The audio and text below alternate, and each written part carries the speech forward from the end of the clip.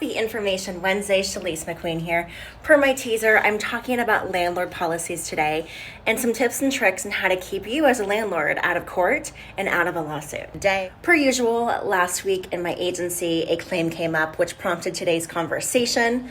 So I want to really dive into why you cannot have a standard homeowners policy when you're renting your property out. And this applies no matter who occupies the property, even extended family members.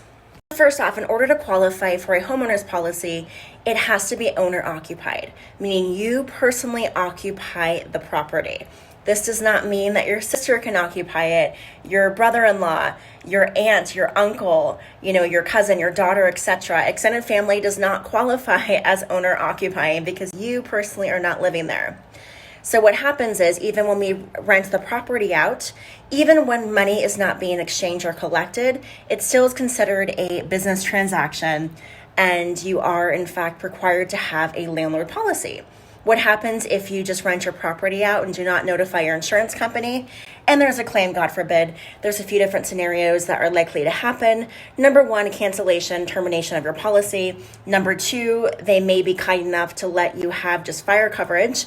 Or three, they're going to deny the claim as a whole and probably cancel your policy at renewal. Which none of those scenarios are going to benefit you. Here's a little claim history. So a couple of weeks ago, a customer of mine had a kitchen fire, and some personal property was also damaged. Well, the kicker is he personally, the policyholder, does not occupy the property. His daughter is living there. Well, fortunately for them, Farmers was kind enough to come through and honor the claim and also take care of their personal property coverage.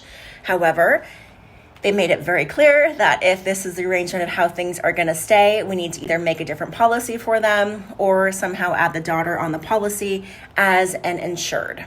As I mentioned earlier, this could have went terribly wrong for my customer, with Farmers denying the coverage potentially and terminating the policy. They could have even terminated the actual fire damage to the dwelling itself.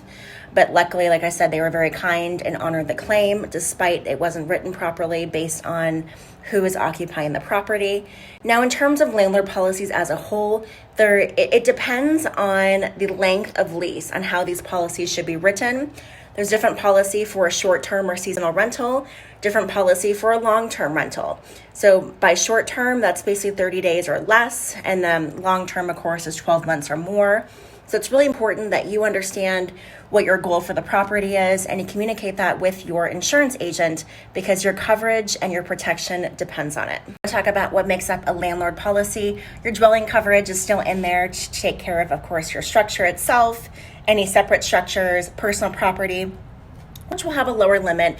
Typically, when we rent properties, the only personal property that we have in these rentals is just our appliances. We'll have also loss of rents, which is pretty self-explanatory. In the event you had a claim and you lost rents, that coverage would kick in. And then, of course, our personal liability, which is so important. As a landlord, I think you should carry no less than $500,000 of liability.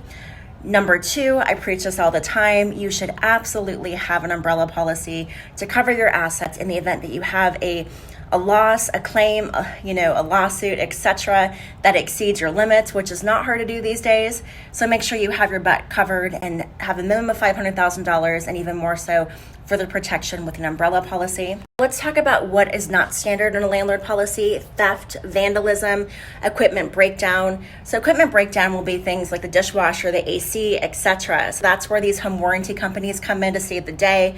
I've done a video on these warranty companies previously with the good and the bad with them, kind of ins and outs and how to work the system. We also offer home warranties through American Home Shield, which probably is the best company out there for home warranties. I know because I've been a real estate broker for 15 years and I use them all the time. Now on to renter's insurance. It's so important that as a landlord, we require our tenants to maintain and carry renter's insurance at all times. That should be a clause in the lease agreement, end of story. If they violate that, they can get a 10-day notice and get out or fix it. I don't care. They need to have that coverage for their protection and, quite frankly, yours as a landlord. In terms of coverages on renter's insurance, I don't care what kind of personal property coverage they maintain. That's on them. That's whatever they want for their personal property. Reminder, your insurance policy does not cover them and their property, so they need to make sure to have accountability and ownership for their own stuff. In terms of personal liability coverage on a renter's policy, I do want to see the standard minimum, of course, is $100,000.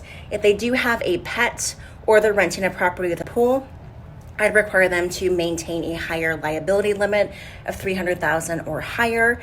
Again, the reason being is in the event they have a claim, or shall I say they cause you to have a claim, what will happen is you could subrogate against their renter's insurance.